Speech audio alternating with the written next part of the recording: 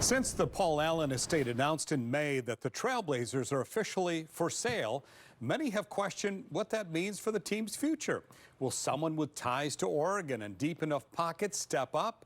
Or will future prospects see the team moving on to a new city?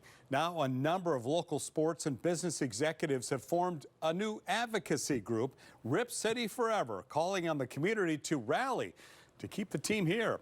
Must Portland confront the real danger of losing the Blazers? That's the question we dive into in this week's issue of Willamette Week. And to break it down, we're joined by Willamette Week editor Aaron Mesh. Aaron, how are you, sir? I'm doing well. How are you? Good.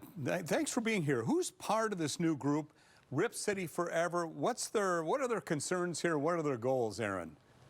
So it's a group of more than 100 signatories are on the letter. The core group includes Chris Dudley, the former Blazers center and candidate for governor, Marshall Glickman, a sports executive who's the son of Trailblazers founder Harry Glickman.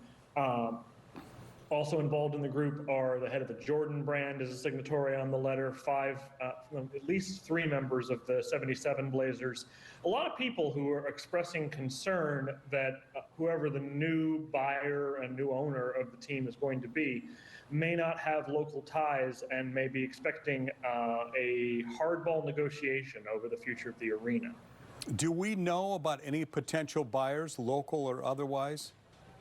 Well, we know that Phil Knight says he's out, and that narrows the pool of local buyers significantly because Phil Knight is the only person in Oregon who is a billionaire who could afford to simply buy the team on his own, which is why so many people have looked to him as a kind of savior or deus ex machina figure who could purchase the Blazers without any significant hit to his bankroll and then promise to keep the team in town. But he says he's no longer interested, and no one else in Oregon has the kind of capital on hand to by themselves purchase a basketball team at the, say, $4.5 billion price tag that it's going to require. Let me ask you this. The Moda Center, big part of the conversation here, of course.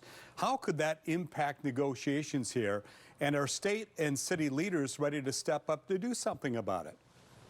Well, so this is a long-standing argument that takes place whenever a team is sold or whenever a negotiation comes up when an arena deal expires, is that the owner of the team, usually a billionaire, would like civic leaders to pony up and taxpayers to pony up about half the price.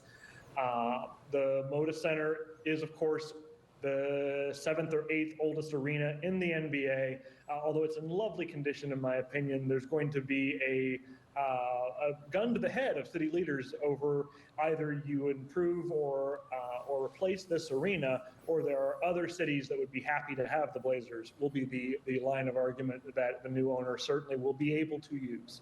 Aaron, I think we can solve this whole thing. You step up, you buy the team, we keep them here. I think that's very reasonable. If you could first rig Powerball so that I can do that, then I pledge on the air, on the record, that I will use my winnings to purchase the Trailblazers. No promise on rigging Powerball, though. But thank you for being here, and best of luck on this, Aaron Mesh, as always.